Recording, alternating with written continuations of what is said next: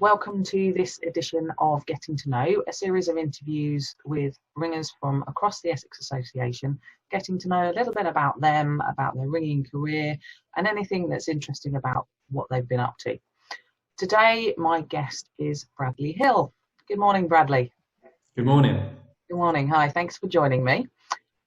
Bradley, start off, if you would, just give us a little bit of background about you, introduce yourself and where you ring and what you do within Essex. My name's Bradley Hill. I live in Essex and my home tower is St Michael's Church in Braintree. I've now been the tower master there for I think about 4, maybe 5 years. My mum was the previous tower master and Peter Smith before that. All still ring at Braintree, so we're a nice little crowd there. I'm also the Deputy Northern District Master, supporting Simon, who is the Master, and I'm also a member of the Essex Association Trustees at the moment. So Braintree is your home tower. Have you rung at Braintree all your life? Yes, so I started ringing, it was exactly a week before my 10th birthday, because I remember I kept going up and the Master at the time kept saying, oh, we have to wait till you're 10 for insurance purposes. And then the week before my 10th birthday, he gave me a little birthday surprise and let me have my first go. So I've just turned 26 back in June. So it's just over 16 years I've been ringing now, and I'm still at Braintree the whole time. Do you remember much about your early experiences of ringing, what it was like to learn to ring? Yeah, I think starting so young, it's a bag of emotions. You don't always understand what's going on at that age. Everything's just exciting, you know. You get to go up the tower, you get to stay up late at night because, you know, 9 o'clock is a late night for someone who's 10. So it's a lot of excitement. You don't really understand the dangers. You just want to do everything. And I think learning that young, you do pick things up quickly, which I think is a bonus as well. And maybe not having that fear can work in a positive way if fear is something that holds you back. But the tower itself is obviously close to my house. So I knew the church was there, but I didn't know there was bells. So I think as a 10-year-old, learning what's up that tower and how it all works is interesting. Really from it right at the start, I was passionate. I had a very, very good instructor.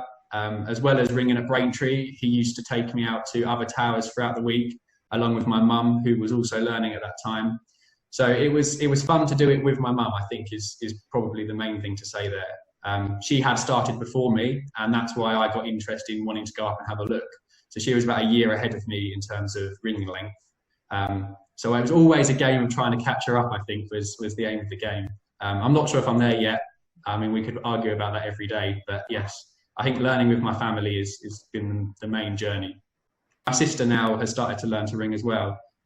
It was a surprise for me. She went off to university, and at this point, other than having a few goes, she hadn't really rung. And then she secretly learned to ring whilst at Bristol University. And then about 6 months later, when she came home, she surprised me that she was able to ring. And everyone knew, apart from me. All of my family members, everyone in the Braintree Tower, everyone knew except me. So it's a fantastic surprise. Did she do that for a particular reason, or just because?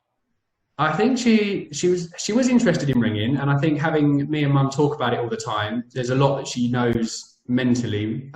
You know, she understands all the names and the terms and how it all works. So I think that helped her learning. I don't think she was fully interested when she lived here at Braintree, but I think when she went to uni and she joined the society, and obviously at university there's lots of other people her age that are ringing, and she got into it, and then she decided, I think, that she'd do it as a surprise for me.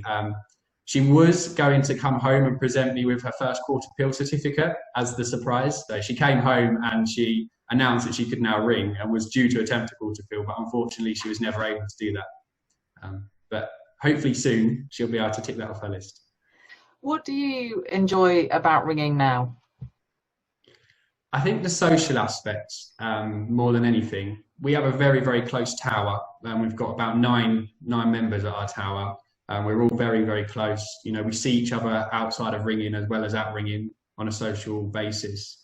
We often go away quite a lot together. So we'll do ringing outings, but rather than just doing a day trip, we try and rent an Airbnb that, you know, houses that many people. And we'll go away for a weekend and ring at the towers throughout that whole weekend.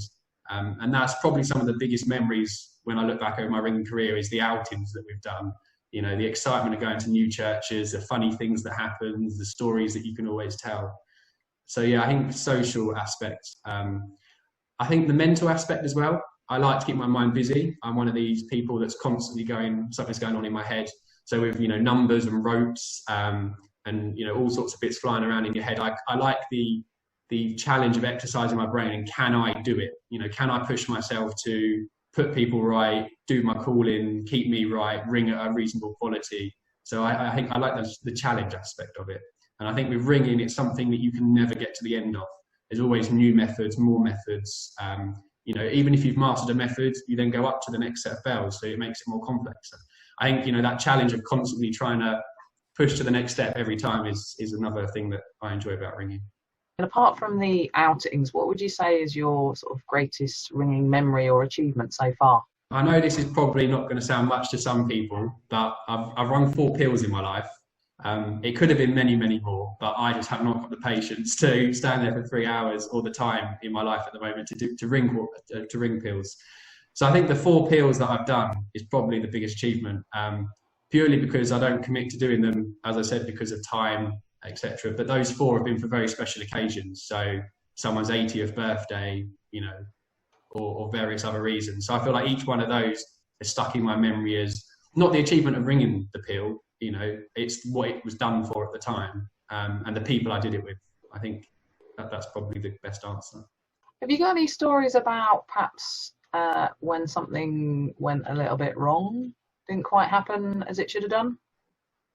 Yes, I've probably got a serious one and a non-serious one. The more serious one was my best friend, Lewis, started learning with me when, probably not right at the beginning, it was about when we were 13, 14. And I said to him, you know, by now I was quite a substantial ringer. So I said to him, well, why don't you come along? And the reason was he had a hobby that he wanted me to go to. And so I said, okay, we'll swap hobbies. He became quite a good ringer for that period of time, but unfortunately he lost interest and no longer rings.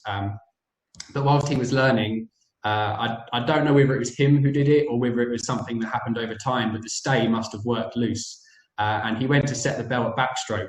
And obviously there was nothing there for the bell to set it against. And he was quite novice at this time, so I don't think he realised what was going on. And I just remember at the corner of my eye, his feet started to slowly lift off the floor as this bell was going up. And it got to the point where he started to shoot up quite quickly, and we all just screamed, "Let go!" And I think he ended up going about 1 metre off the ground before he fell back down. And obviously the rope went zooming up. And there was no injury or anything, but it was a laughable story now, but at the time it was obviously quite serious. So I remember that, and that's something that always sticks in my head if I ever query whether the stay's there or not. I think of poor Lewis that nearly went for a flight. And I suppose the other funny story that I mentioned was we were at Brecon Cathedral, and there's quite a tight, narrow gap. It's a long way up, and there's quite a tight, narrow gap at one point. And one of our ringers sort of got themselves in a position where they were a bit stuck. They sort of had one leg up, one leg down, and they weren't greatly flexible. And they couldn't sort of move forward or move back. And at the time I was quite young and I was behind them. And I sort of just put my hands on them and gave them an almighty push to get them up over the ledge. And it's a story that our tower laugh about quite regularly. So you've mentioned your mum and ringers at Braintree. Are there any ringers that you would say have been influential for you? I mean, I don't think you can put that on one person. There are a variety of people, but I think I have to go back to the start, and that's John Connell, who taught me to ring. He's still a ringer now in the Essex Association. He doesn't ring at Braintree anymore, but we're hoping that with his recent move closer to Braintree that he might be able to join us once our bells are back. And I think he's probably my most inspiration because he was there from the beginning. You know, everything that is in ringing was because of him. You know, the quality of my handling, my understanding of bells, you know, everything that's installed with you right at the start, it was down to him, and he's made me the ringer I am today.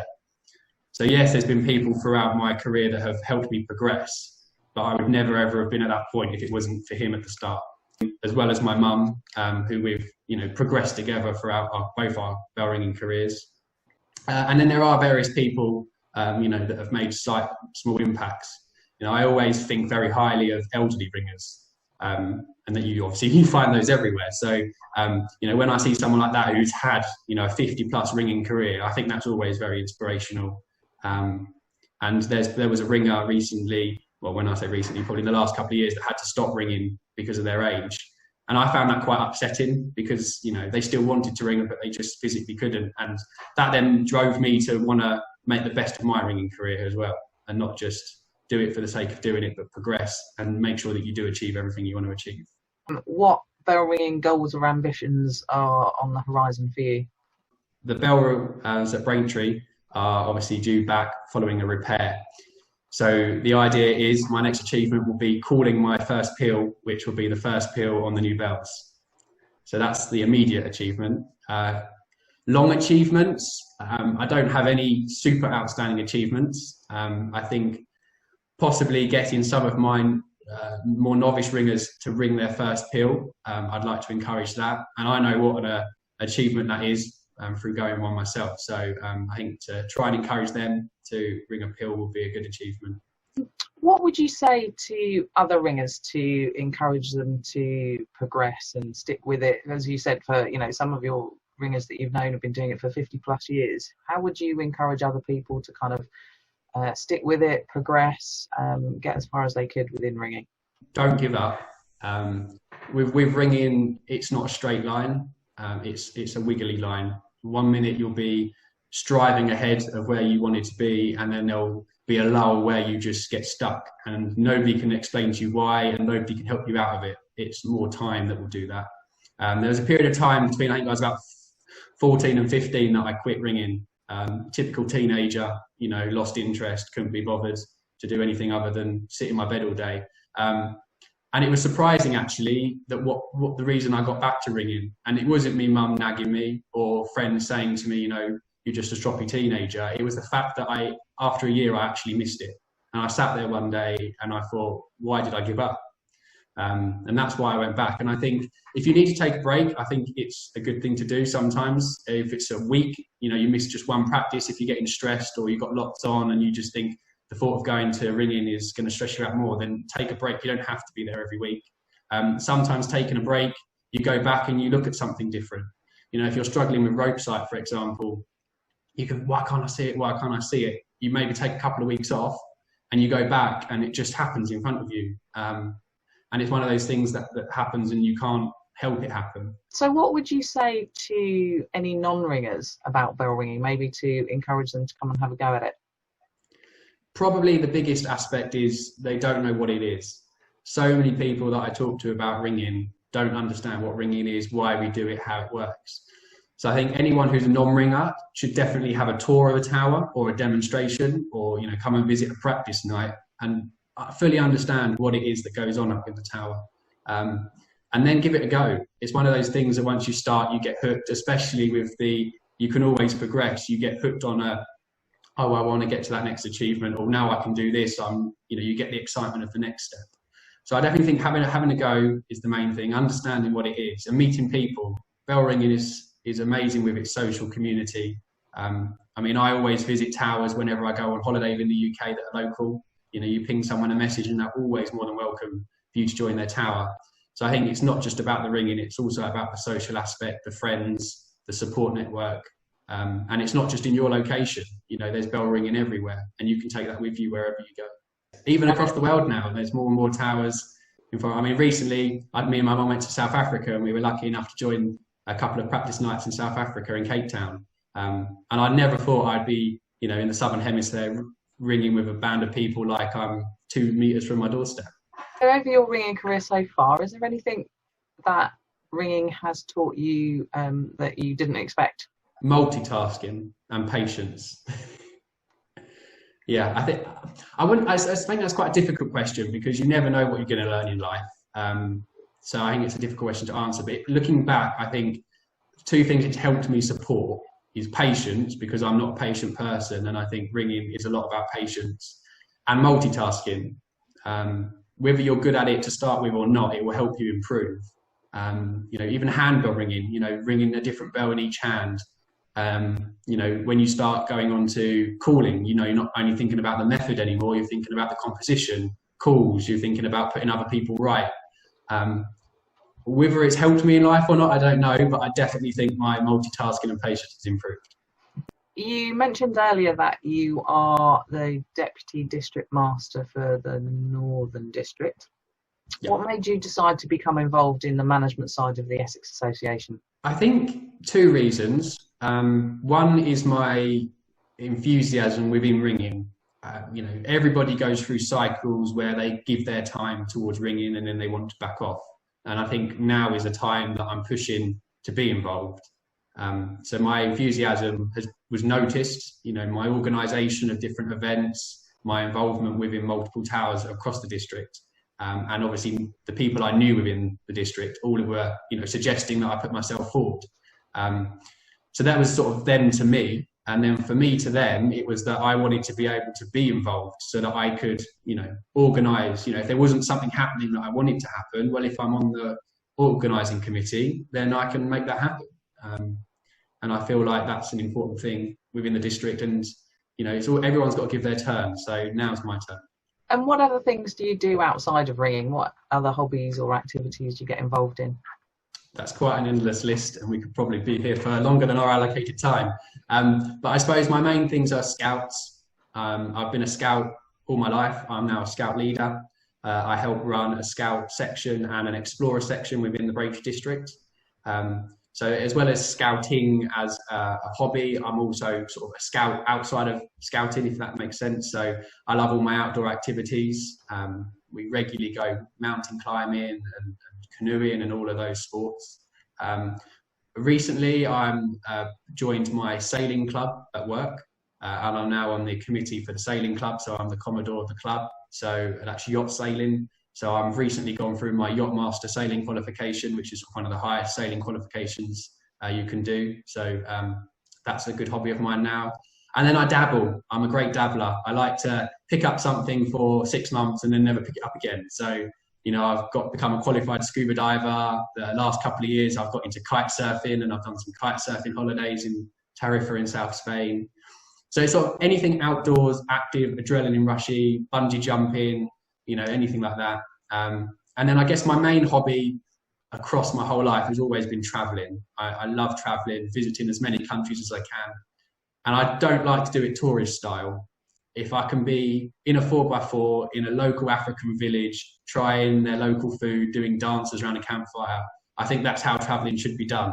And I'm lucky enough that people around me also love traveling, and I've been able to do that with them. Obviously, lots going on in your world, and presumably you have a day job as well. So how do you juggle ringing activities with all of the other commitments that you've got? It's difficult sometimes.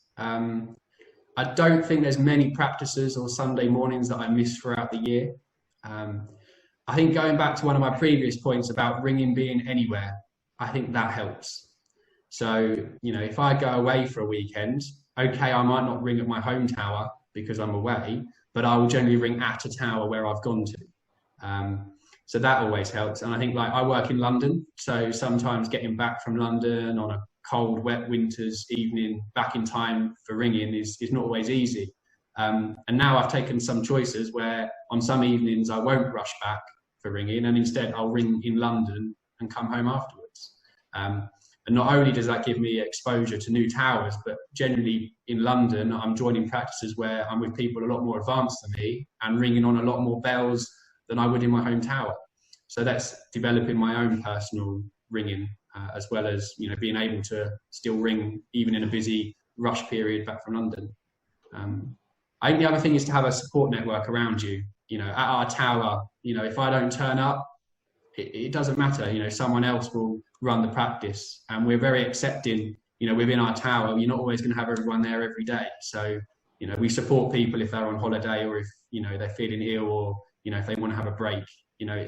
Don't try and force people to come to every practice. Make do with what you've got. And as I say, because we're a strong family, we don't want to just turn up on a Monday because of the ringing. We want to make sure that we see each other. I go up on a Monday night, and it's nice to have a catch up with the members within our tower. And sometimes if we end up having a 10-15 minute chat before practice starts, I think that's very important, as well as the ringing. So you mentioned briefly earlier about the bells at Braintree are currently out of action. Tell us a little bit about that project. What are you having done to the bells? How did that come about? What's your involvement in it? What stage is it at now? It probably goes back to, I think it was 2017, and we were sat around our AGM table, having our annual AGM, and one of our members of the Ringer sparked up the idea that it might be worth us having an inspection done on the bells. You know, an inspection hadn't been done, I think, at that point for maybe 10 plus years.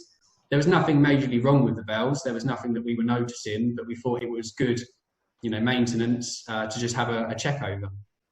So that following year, we arranged an inspection, and in January 2018, we had the inspection carried out, and it highlighted some issues that we weren't aware of. There was no major issue in terms of anything was going to fall on our heads tomorrow, but there was major issues in the sense that if something wasn't done in a short period of time, those issues would become serious issues. So I then looked into, okay, well, what can we do to fix these problems?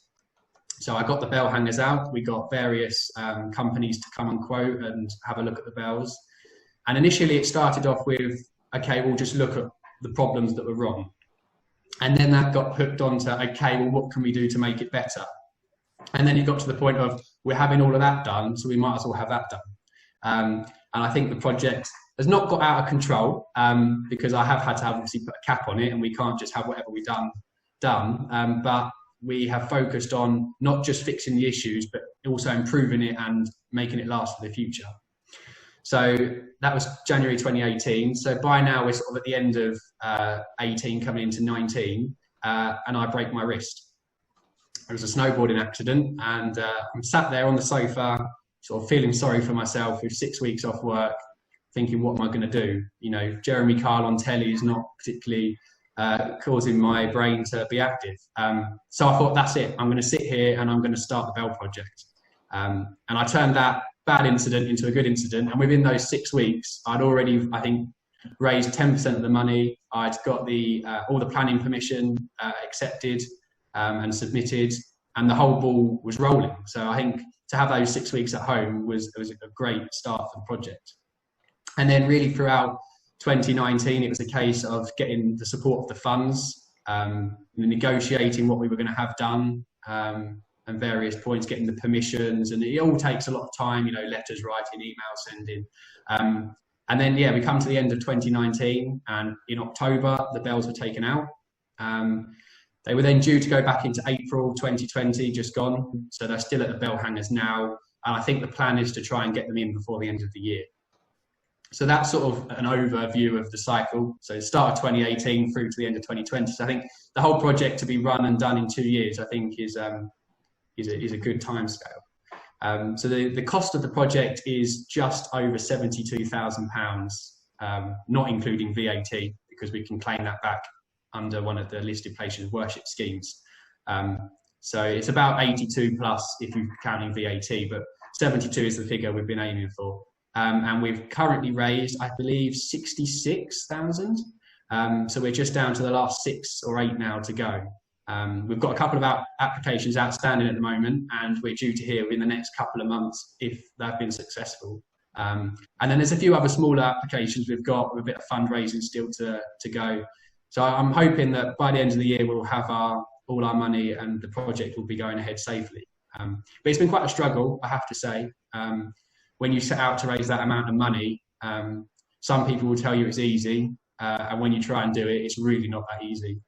You know, if you added up all the grant schemes I applied for and I was successful on them all, I probably would have £300,000+, because so many of them say no, and that's the hard thing. You can sit down and you can find grants that give you the money that you need. You apply for them, and then they all come back and say no. And it's very hard out there at the moment to get money. A lot of competition. You have to really fight your cause of why you deserve that money. And then we sat down as a group of ringers, and we had a big think about, okay, where else is there to go? And then when we started exploring other options other than just grants, we realised that actually there are other places. You know, you've got local businesses, you've got personal fundraising events you can do. And so we decided that we'd do a big hit. And we ran a couple of quiz nights, and we managed to raise, I think, £1,000 from one of our quiz nights, as well as a raffle and various other donations. I did a couple of speeches within the church to the local community and the churchgoers. You know, was there any people that wanted to make donations? We put a display board up with what's happening on the project, with a donation box, and whether it was a 50p, a pound, or even 20p that people were putting in, you know, if we had that pot there for 3 months, that balance soon built up and really helped support the project. The work we're having done, so the bells, all 10 bells were taken out of the church and sent to Whites of Appleton, who are the foundry that are doing the work for us. All 10 were being retuned. So I think there's 4 bells that were seriously bad with regards to tuning, and the rest of them were tuned just to sort of fit in then to the actual piece. New clappers, new headstocks, 10 new wheels, new pulleys, 10 new ropes. I think that's probably most of it, bar the odd tweaks and new bolts, but that's the main work that was being done. So come December, when the bells are all back in, it will be pretty much only the physical bell that was the original part. Everything else will be new. We were lucky enough that I think it was about 50 or 60 years ago, the frame in the Braintree bell tower was changed from wood to metal when the last refurb was done, when they went from 8 to 10 bells. So we didn't have any issues with the frame. We just had to have it repainted, which was a big step within our project, because obviously that's the most expensive part if you have to have a whole new frame.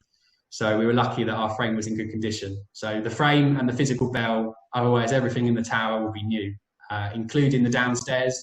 So the ringing room itself, we've got a new carpet, we've got new seating, we've got new storage, we've got new lighting. We're going to hopefully get a simulator so we can help with teaching and ringing out of hours. So yeah, it's going to be a whole new tower in itself. But as well as that, to try and reduce the cost, we've done a lot of work ourselves of what we can do. So it's either local labourers that have charged us nothing or very little for the work, and then work that I've done. So, you know, all the sanding, the painting, you know, all of the jobs that I can do, I've managed to be able to do. And I feel like when I walk up there and I look at the new tower, I see all of the hard work that I've done, not only raising money and paying people to do it, but also what we've done ourselves, you know. So I think that's going to be the bit that sticks to the project.